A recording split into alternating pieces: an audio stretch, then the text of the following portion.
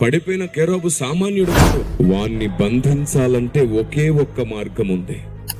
పడిపోయిన కెరూబు కూడా భయపడాలంటే ఒకే ఒక్క మార్గం ఉంది. ఏమిటో తెలుసా?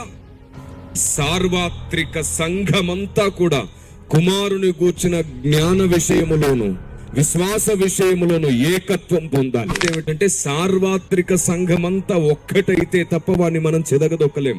ఎప్పుడైతే సంఘం ఏక శరీరం అవుతుందో అప్పుడు సాతాను భయపడడం ప్రారంభమవుతుంది. ఎందుకో తెలుసా? శీఘ్రముగా సాతానును దేవుడు మన కాళ్ళ క్రింద చిదగదొక్కించునన్న మాట కేవలం ఒక స్థానిక సంఘానికి సంబంధించింది కాదు, ఒక విశ్వాసికి సంబంధించింది కాదు. సంఘ శరీరపు కాళ్ళ క్రింద వాడు చిదగదొక్కించబడబోతున్నాడు. దేవునికి మహిమ కలుగును గాక. ఇప్పుడు నేను ఒక మాట చెప్తాను. నిన్ను చూసి కూడా భయపడాలంటే ఆయన చెప్పే సర్వసత్యం, ఆయన జ్ఞానం, ఆయన చిత్తానుసారమైన మర్మం నీలోనికి వస్తే వాడు నీకు కూడా భయపడాల్సిన పరిస్థితులు వస్తాయి. Praise the lord.